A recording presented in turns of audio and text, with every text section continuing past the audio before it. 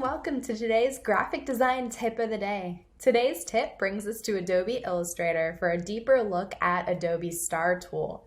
We all know that if you grab the Star tool in Adobe Illustrator and hold down the Shift key and stretch out a star, you're going to get that perfect star. But sometimes you might want a perfect triangle or even a star that has more points.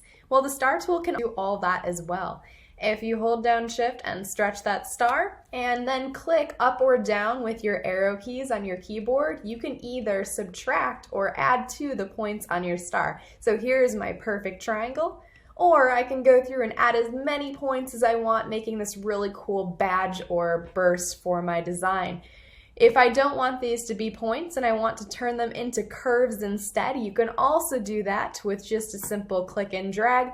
Using my white arrow key or my direct selection tool, I can go ahead and find my sub anchor points here that are on this burst and pull them in towards the center of my shape to create this nice badge that I can use for so many things in my design, whether it's a filled in shape or a stroke. Lots and lots of ways that you can use this. I hope that you enjoyed today's graphic design tip of the day.